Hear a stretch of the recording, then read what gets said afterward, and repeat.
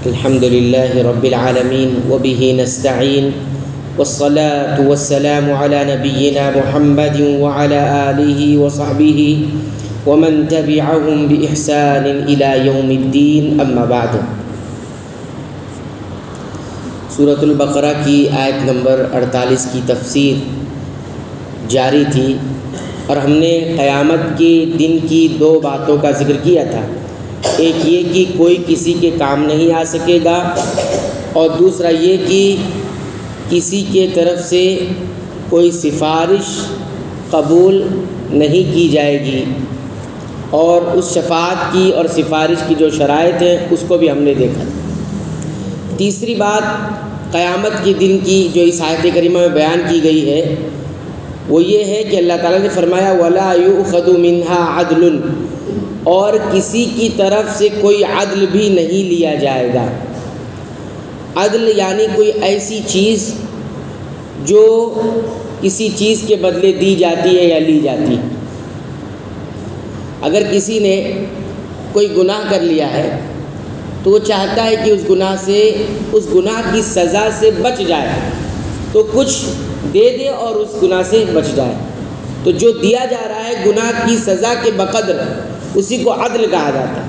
وَلَا يُؤْخَذُ مِنْهَا عَدْلٌ، تو وہاں یہ بھی نہیں ہوگا کہ کوئی انسان کچھ مال یا کوئی ایسی چیز اپنے گناہ کے بدلے میں دے دے کہ اللہ یہ لے لے اور مجھے اس گناہ کی سزا سے چھٹکارا دے دے۔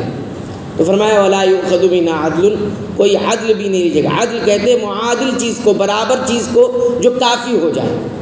دنیا میں دیکھیے کبھی کبھی کسی شخص پر کوئی سزا مقرر کر دی جاتی کہ اس کو سزا ملنے والی ہے، گناہ ہوا یا کوئی غلطی ہوئی اور سزا اس کو رکھ دی گئی۔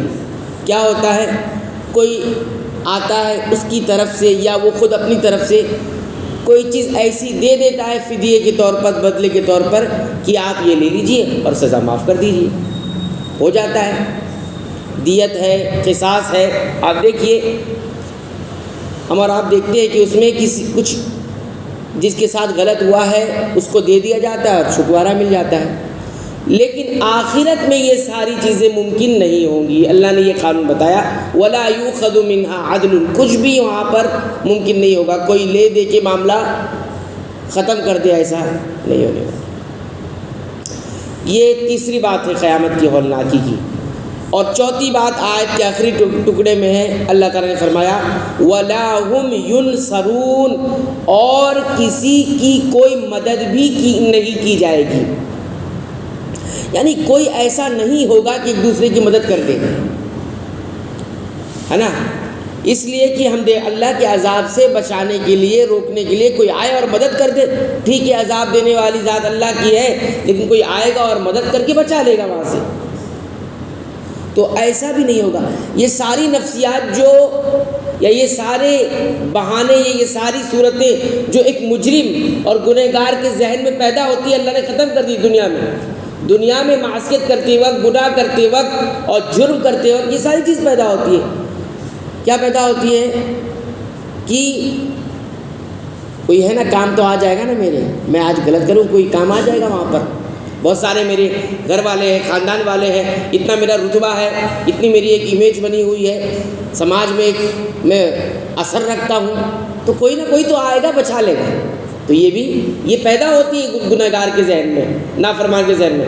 قیامت میں ایسا نہیں ہوگا۔ دوسری سوچ کیا پیدا ہوتی ہے، ٹھیک ہے کوئی سفارشی کسی کے ساتھ بہت اچھا رابطہ دوستی رکھوں گا، وہ ہو سکتا ہے مجھے بچا لے، جیسا کہ آپ دیکھیے شرک کرنے والے ہے نا، وہ فلاں بچا لیں گے ہم کو، یہ سوچ کے گناہ کرتے ہیں، معصیت کرتے رہتے ہیں۔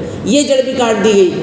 پھر تیسری چیز انسان یہ سوچتا ہے میرے پاس بہت کچھ ہے دنیا میں، آخرت میں بھی رہے گا، وہ میں دے کے بچ جاؤں گا، تو یہ بھی ممکن نہیں۔ پھر چوتھی چیز یہ آتی ہے کوئی مدد کر دے گا میری، اللہ سے بڑا کوئی ہوگا، اللہ کے مقابل میں کوئی ہوگا اور وہ بچا لے گا، مدد کر دے گا، وہاں سے بچ جاؤں گا۔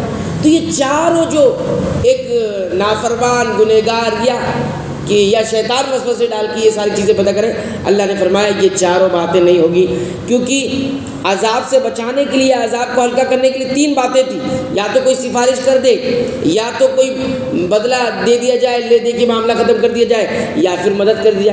یہ تینوں باتوں کی نفی کر دی گئی ہے قیامت کے دن، وَلَا هُمْ يُنصَرُونَ، مدد بھی نہیں ہوگی۔ تو آپ دیکھیے یہ قیامت کے 4 باتوں کی ہولناک، 4 باتیں جو اس قیامت کے دن کی کو بہت ہولناک بناتی ہے، وہ اس آیت کریمہ میں آیت 48 میں ذکر کی گئی ہے۔ تو یہاں پر آ کر ہمارے اس آیت کریمہ کی تفسیر مکمل ہوتی ہے۔